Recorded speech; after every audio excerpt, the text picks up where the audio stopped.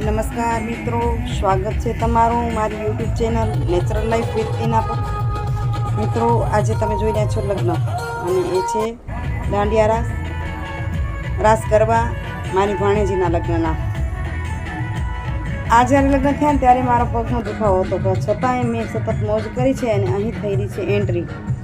કચ્છમાં જ્યાં ગામડે અમે હોઈએ ત્યાં જગ્યા હોય છે મોટી, અને એન્ટ્રી થાય છે જોરદાર. નજીકના પરિવારજનો, કોઈ બુલેટથી તો કોઈ એક્ટિવાથી અહીં આવી રહ્યું છે. અને ભાણેજીનું જો જોરદાર આગમન થશે.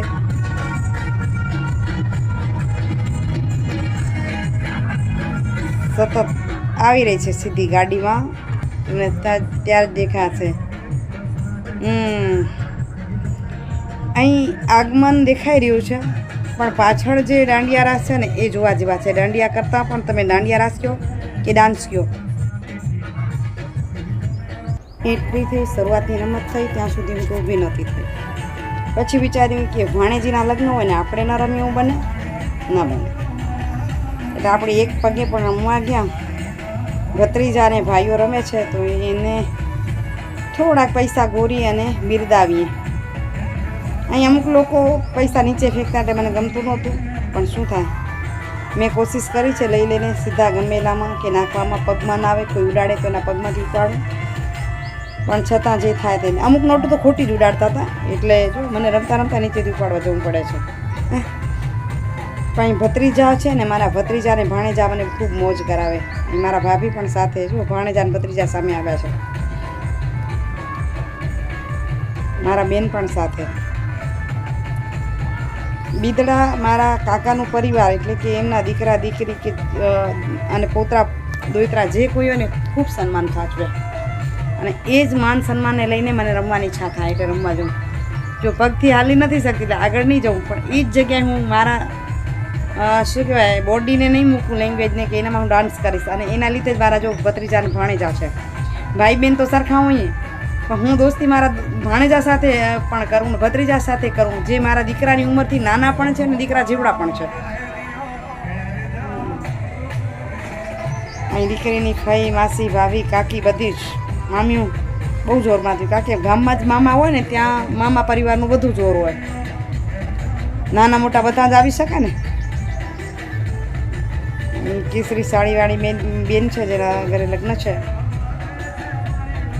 મારું રમવાનું એક જ જગ્યાએ, બીજા બદલતા જાય ને આપણી સામે આવતા જાય. ક્યારેક તો મને એમ થતું તો શું ગાંડાવેડા જેવું લાગે છે, હું કીધું ના એવું નથી, હું રમીશ, એ મારી સાથે બધા રમશે. બ્લુ ચણિયા ચોળીવાળી છે એ અમારી ભાણેજી છે, આરતી. માંડવી તાલુકાનું બિદડા ગામ છે જ્યાં લગ્ન થઈ રહ્યા છે, અને એના સાસરા છે માંડવી તાલુકાના પદમપુર ગામે. અહીં છે માકાણી પરિવાર, અને સામે સાસરા છે નિંબાણી પરિવાર. જો એની બેનપણીઓ સાથે જલસામાં.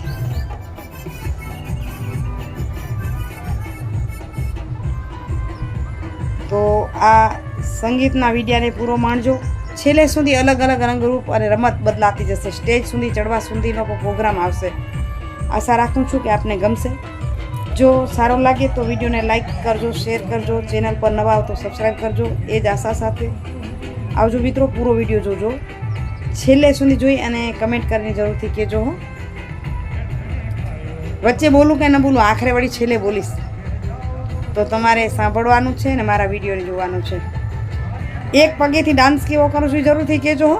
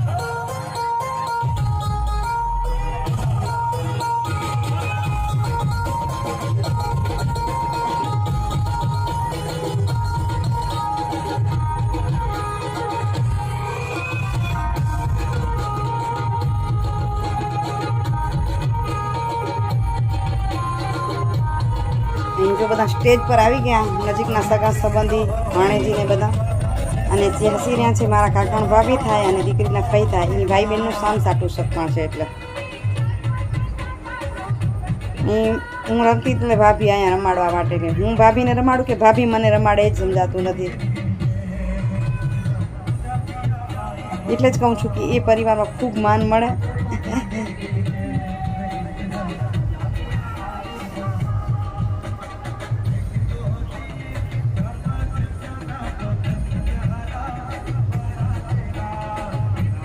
ડાન્સ ગીત સાથે જામે કે ના જામે, પણ મારું મન જામે છે એટલે આનંદ કરી રહીશું.